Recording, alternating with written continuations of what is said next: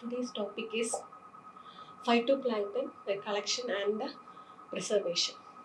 So, what is phytoplankton?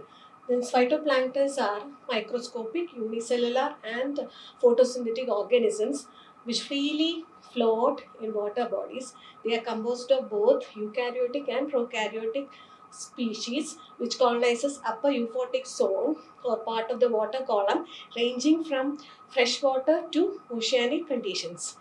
Then, regarding their size, phytoplankton cells can range in size from about 1 micrometer to 1 millimeter, and this phytoplankton forms the primary producers of any aquatic system. They forms the first link in the food chain also. Then, like terrestrial plants, these tiny producers require sunlight, nutrients, and carbon dioxide for their growth and survival. Then phytoplankton usually undergoes a fairly predictable annual cycle, but some species may develop exponentially and form so-called blooms. That is under favorable conditions whenever the nutrient concentration in water body increases, these phytoplankton cells divide enormously and forms blooms. Sometimes this may cause adverse effect, especially on coastal environment. Then not all blooms are toxic, but blooming can cause oxygen depletion, and hence it acts as a threat to marine life, that is especially to the sedentary organisms like shellfishes.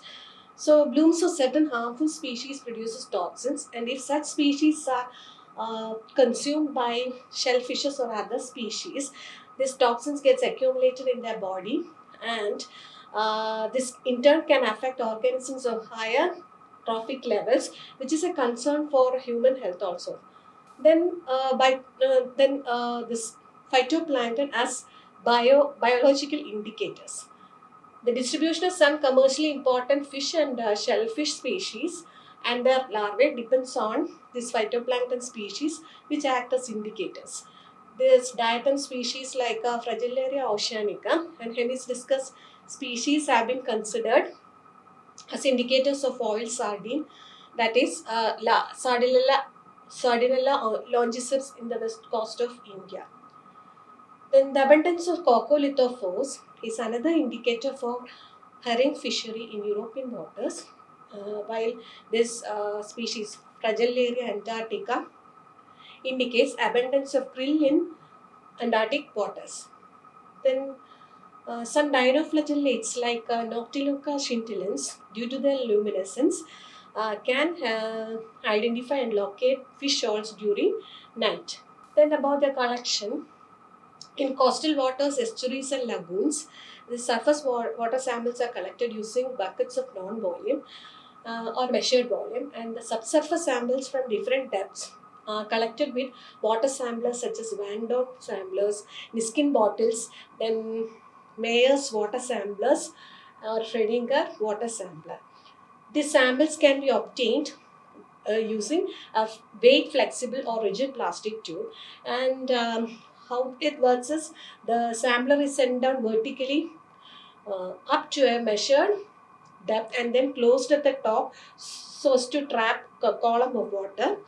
And in oceanic waters, large size Niskin bottles of size 5, 8 or 20 liters are used along with the CTD probe to collect samples. The samples are collected in a container, and these are the Van Doorn samplers. These are Niskin bottles, and this picture shows various steps involved in the phytoplankton collection. This first picture, that is A, is a phytoplankton net, and then B is a vertical haul of phytoplankton or plankton net, and then C is collecting the sample or transferring the sample to a container from the cork, and next one is the collected sample. Then this E represents, that is collecting samples using dropper, and F and G is making slides, and last one H is observing the species of phytoplankton cells. So the VMPS, that is vertical multiple opening plankton sampler, is a plankton sampler. that makes collections with vertical toes. This system is ideally used for or suited for monitoring the vertical distribution of plankton and also for collecting this living specimens. So the VMPS is used for monitoring the vertical distribution of plankton and also for collecting living specimen. Then about the fixing and the preservation of phytoplankton cells. For enumeration of phytoplankton, the cells must be preserved and fixed at the earliest. So formalin is the widely used fixative and preservative of phytoplankton cells. Then formalin stored in amber color bottles can be kept in cool temperature. And for 100 ml of water sample, 2 ml of this formalin is sufficient. If kept in light colored bottles, a white precipitate will develop due to the exposure of sunlight and therefore toxic paraformaldehyde. And Leukocidin solution is also a good preservative, especially for diatoms and coccolitho. Uh, sorry. Leukocidin solution is another good preservative, especially for diatoms and nanoplankton, and except this coccolithophorans.